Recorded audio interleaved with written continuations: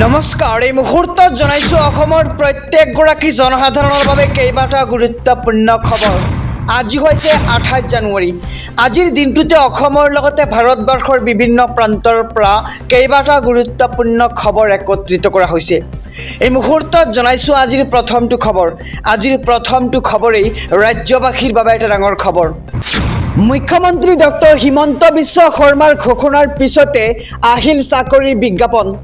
হিমন্ত বিশ্ব শৰ্মাৰ ঘোষণাৰ পিছতে আহি পৰিছে এতিয়া চাকৰিৰ বিজ্ঞাপন। মেট্ৰিক উত্তীৰ্ণৰ বাবে ওলাইছে চাকৰি। আমি খবৰটো জনাম সবিশেষ। অসম পুলিচত ওলাইছে এতিয়া চাকৰিৰ বিজ্ঞাপন। মুঠ 264টা পদৰ বাবে ওলাইছে চাকৰিৰ বিজ্ঞাপন আৰু পুৰুষৰ বাবে ওলাইছে 186টা পদৰ বিজ্ঞাপন আৰু মহিলাৰ বাবে ওলাইছে 78টা পদৰ বিজ্ঞাপন আৰু আবেদনকাৰী অসমৰ স্থায়ী বাসিন্দা হ'ব লাগিব। আমি খবৰটো সবিস্তাৰে জনাম SB অসম মিডিয়াৰ সমূহ দৰ্শকক। এমপ্লয়মেণ্ট এক্সচেঞ্জত নাম পঞ্জীয়ন হৈ থাকিব লাগিব আপোনাৰ আৰু শুদ্ধকৈ অসমীয়া ভাষা ক'ব আৰু জানিব লাগিব আপোনাক যদি আপুনি এই চাকৰি ল'ব বিচাৰে। আৰু আবেদনকাৰীৰ বয়স হ'ব লাগিব 18 বছৰৰ পৰা 40 বছৰ। কনষ্টেবলৰ তৃতীয় বৰ্গৰ বাবে ওলাইছে চাকৰি আৰু কেনেকৈ কৰিব আবেদন সবিশেষ জানি লওঁ। www.slprbassam.gov.in গৈ আপুনি কৰিব পাৰিব আবেদন আৰু আবেদনৰ বাবে পৰ্টেলটোত পঞ্জীয়ন কৰক। মোবাইল নম্বৰ আপুনি তাতে সন্নিৱিষ্ট কৰিব লাগিব আৰু পঞ্জীয়নৰ পিছতে আপুনি লাভ কৰিব এটা নিয়োগ ID আৰু আপোনাক প্ৰয়োজন হ'ব স্পষ্ট হোৱাকৈ পাছপোৰ্ট সাইজ ফটো।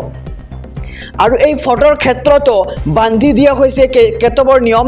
ফটোৰ বেকগ্ৰাউণ্ড হ'ব লাগিব বগা আৰু 2024ৰ 1 জানুৱাৰীৰ পিছত উঠা ফটোহে আপুনি তাতে ব্যৱহাৰ কৰিব পাৰিব। আৰু 14,000ৰ পৰা 60,500 টকা পৰ্যন্ত হ'ব দৰমহা আৰু 14,000ৰ পৰা 60,500 টকা আপোনাক দৰমহা দিয়া হ'ব। আৰু ফেব্ৰুৱাৰীৰ 1 তাৰিখৰ পৰা আৰম্ভ হ'ব এই আবেদন প্ৰক্ৰিয়া। হিমন্ত বিশ্ব শৰ্মাৰ ঘোষণাৰ পিছতে এবাৰ আহি পৰিছে চৰকাৰী চাকৰিৰ কেইবাটা বিজ্ঞাপন।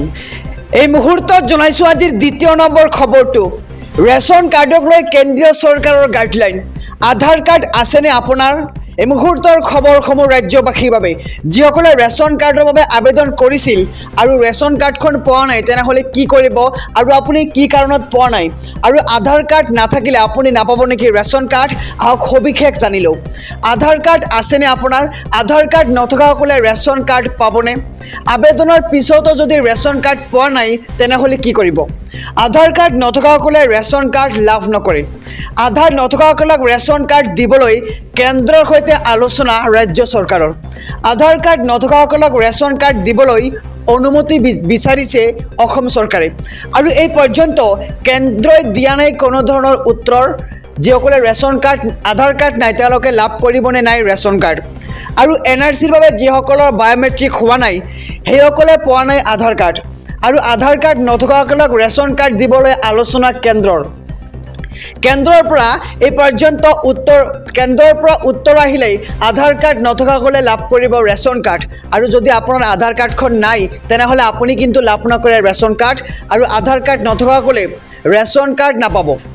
ৰাজ্যবাসীৰ বাবে জনাইছোঁ আজিৰ তৃতীয় নম্বৰ খবৰটো। লাখ লাখ ভূমিহীন লোকৰ বাবে হিমন্ত বিশ্ব শৰ্মা কেবিনেটৰ ডাঙৰ ঘোষণা। মিছন বসুন্ধৰা 2ত আবেদন কৰাসকলৰ বাবে এই ডাঙৰ খবৰ। 10খন জিলাৰ বাসিন্দাৰ বাবে হ'ব ভূমি নিষ্পত্তি।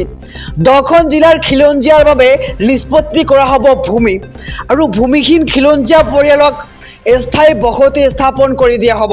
সমগ্ৰ 10খন জিলাৰ 418টা ভূমিহীন খিলঞ্জীয়া পৰিয়ালৰ বাবে ভূমি নিষ্পত্তিত অনুমোদন কেবিনেটৰ আৰু 10খন জিলাত এইসকলৰ খিলঞ্জীয়া পৰিয়ালক ভূমি নিষ্পত্তিকৰণ কৰা হ'ব। মিছন বসুন্ধৰা 2.0ৰ অধীনত মুঠ 84% অনুসূচিত জনজাতি আৰু অন্যান্য পিছপৰা শ্ৰেণী আৰু অধিক অন্যান্য পিছপৰা শ্ৰেণীৰ আবেদনকাৰীক দিয়া হৈছে। লাখ লাখ ভূমিহীন লোকৰ বাবে হিমন্ত বিশ্ব শৰ্মা কেবিনেটৰ ডাঙৰ খবৰ। আমি SB অসম মিডিয়াৰ সমূহ দৰ্শকক জনাইছোঁ আজিৰ খবৰটো যে মিছন বসুন্ধৰা 2ৰ অধীনত আবেদন কৰাসকলৰ বাবে ডাঙৰ খবৰ আহিছে। 10খন জিলাৰ বাসিন্দাৰ বাবে হ'ব ভূমি নিষ্পত্তি আৰু 10খন জিলাৰ খিলঞ্জীয়াৰ বাবে নিষ্পত্তি কৰা হ'ব ভূমিসমূহ।